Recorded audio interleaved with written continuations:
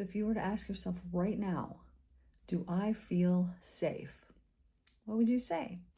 Maybe if you're thinking about the environment that you're in, you're like, yeah, no, I'm safe. Nobody's going to get me in here. But if you were to ask your internal self and truly ask yourself, let's do this right now, tune in and ask yourself, am I safe? And if it says yes, then just say, in every area? And does it say yes or does it say no?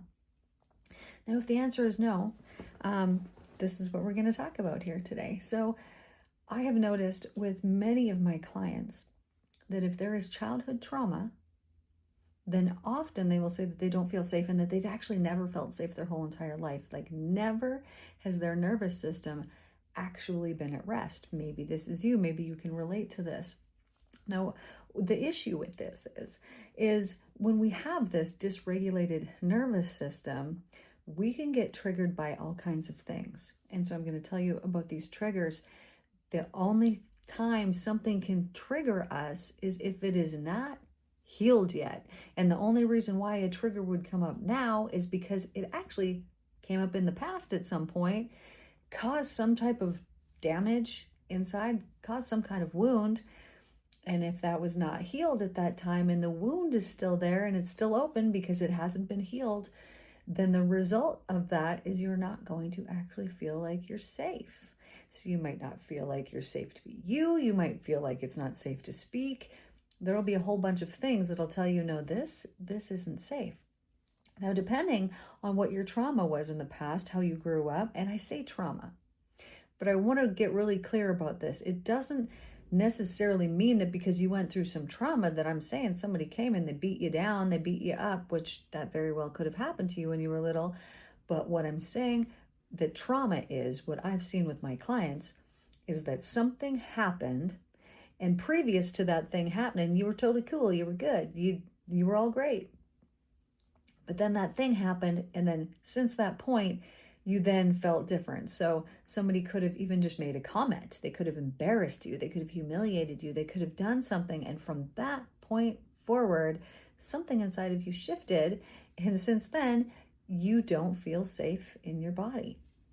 Now, what happens when we have felt like we felt this way forever? So if you're saying, okay, no, I don't feel safe and I've actually never felt safe, I was born that way, more than likely, you probably weren't actually born that way, and it probably happened sometime when you were very, very young that an incident occurred. However, sometimes that is the case, and you picked up on your own mother's energy when you were in the womb.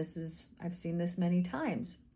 I will regress people back, and they'll go back and they'll be in the womb and they'll say, oh, like I'm not loved, I'm not wanted. My mom was stressed out, because we're at that point totally attached to our mother.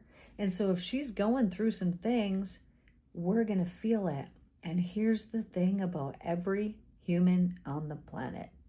Even though your mom was going through that thing, and it didn't have anything to do with you in particular, it maybe had to do with the fact that she was pregnant or that she was bringing a baby into this world, but it wasn't you specifically that she didn't want, or that she was stressed out about. But because you were the one that was in there, it really, really felt that way. And so I've had people too that were born with things like anxiety or this or that, and it actually began in the womb. Sometimes it happens in past lives too, and then they bring it here so that it can get brought up so that they can resolve it from a past life. But it does happen too that it could have come from the womb. So if this is you, if you're like, no, honestly, I have never felt safe my whole entire existence, it could have come from the womb. So something that you could note is I do have on YouTube on my mental cleanse series playlist there is womb healing that is on there. And so you could go in, this is subconscious womb healing. So it's something that you would listen to.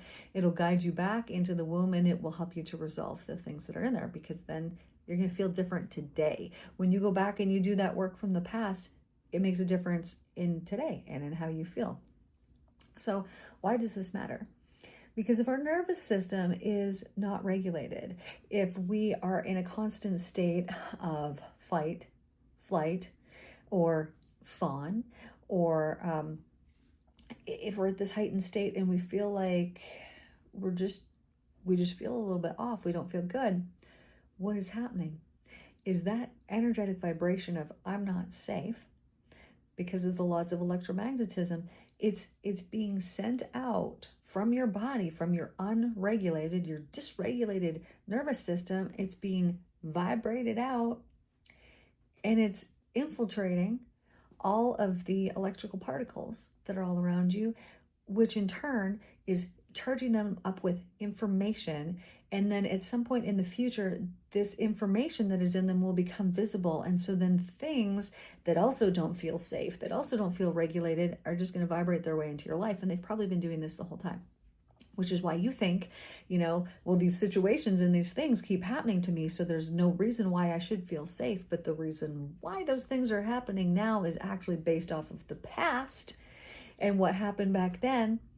Because when something shifted, it shifted your energetic vibration, and it filled it up with this nervous, unregulated, I'm not safe energy. And because you are that now, what you are is what comes to you. So you get more of what you are right now. And if you're like, well, dang it, like I am this, you're speaking to my soul. I know that this is what I am, and I don't want to be this way anymore. This is how you heal this, is truly through subconscious healing. And I don't know of any other way besides, praying to divine for assistance. And even then, probably what would happen is you would end up going into a subconscious state. And this is where all things get resolved. So let's say that you're not regulated. First of all, you're going to be telling yourself many, many, many, many things. And because you're not regulated, you're going to be at this heightened state of like waiting for the next shoe to drop. And so your anticipation of this is going to happen again just adds more fuel to the fire of the energy that you're already embodying, and it increases it.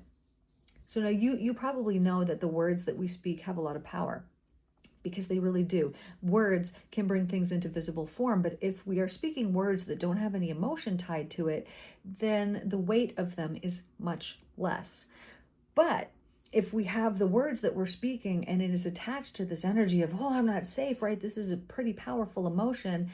And so these things grow and they actually manifest quicker the more energy that we're putting behind it. And so if you're seriously in a state of constant dysregulation, then you are bringing these things to yourself all the time. So how we heal this is by, first of all, there's a few processes that have to happen. But one of the main things is to understand the learning behind it. Why is this happening to me? Because our universe is intelligent, and there is purpose behind absolutely everything. Even if we don't see it or understand it now, there is purpose behind absolutely everything. So what is the purpose behind what it is that you've been going through? What's the purpose of being unregulated? And maybe it's to show you that your life looks like this right now because of this. And so it's maybe to show you how powerful of a manifester you actually are. Because I know lots of people say, oh, I can manifest this, oh, I can manifest that. You're right. But you're actually manifesting your entire life, not just these few select places that you've intentionally honed in and manifested these things. You are manifesting constantly every single second, just based on the vibration that you are, based on what it is that you are. So whether you're thinking about it or not, you're manifesting, even right now in this moment. And when you can understand that, like, okay, you're right. So I manifested this thing. How did I do it? Well, I was focusing on it. I was sending this particular energy to it, meaning there was an energy of I believed I was going to get that thing. There was a really positive energy vibration that was behind it. Maybe you put a timeline on it. Whatever it was that you did, you could begin to break down what it was that you did to get that manifestation that you got. You can do this with every area of your life. So you can look at this negative situation that happened and you could think, okay, how did I manifest that in my life? And if you research, if you go down deep enough and you go into your subconscious mind and you follow the feeling of what you have right now, whatever it is that you've manifested, good, bad, negative, whatever it is, if you follow that feeling, you can go back to the beginning of it and you can say, oh, okay, I see. Because often we forget.